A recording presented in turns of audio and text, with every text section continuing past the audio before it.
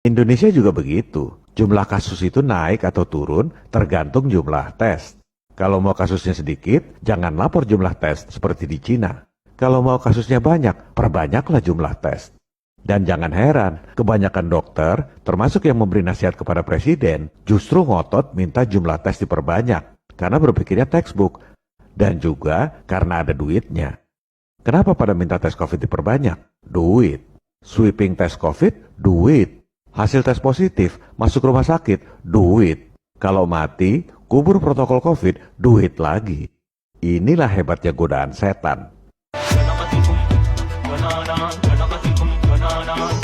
Sekarang kita bandingkan kasus COVID Indonesia dan Amerika.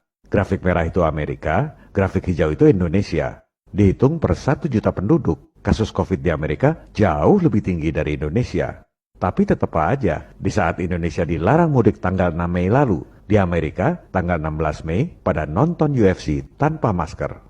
Itu kalau di Indonesia pasti pada nyinyir dengan fantasi, awas nanti ada klaster UFC. Kita adalah korban kebodohan dan ketakutan kita sendiri. Di Houston itu bebas karena gubernurnya memang cabut aturan wajib masker dan pembatasan bisnis. Padahal kasus COVID-nya jauh lebih tinggi dari Indonesia. Inilah contoh gubernur yang memikirkan rakyatnya, bukan gubernur pencitraan seperti di negeri overacting. Kalau diperhatikan, belakangan grafik kasus COVID di Amerika turun lumayan drastis. Apa sebabnya? Jangan ngarang, kita lihat data jumlah tes. Bingo, Amerika mulai pinter. Seperti di Cina, kalau mau turunkan kasus COVID, kurangi jumlah tesnya. Mau ngomong apa? Buktinya Amerika dan Cina sehat-sehat aja. Buktinya Cina malah dipuji oleh dunia, sukses mengatasi COVID. Kita ini seperti katak dalam tempurung, sibuk ngarang teori sendiri, nggak ada wawasan, lihat data dan fakta di negara-negara lain. Kami ini bukan anti masker, yang mau pakai masker silakan. Yang nggak mau ya jangan dipaksa, seperti di Cina dan Amerika.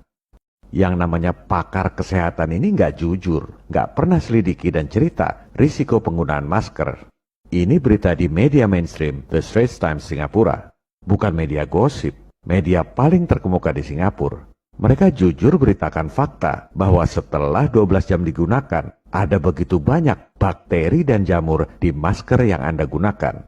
Yang mau pakai silakan, tapi kalau maksa, siapa yang nanggung risiko bakteri dan jamur sebanyak itu masuk ke mulut dan hidung rakyat setiap hari?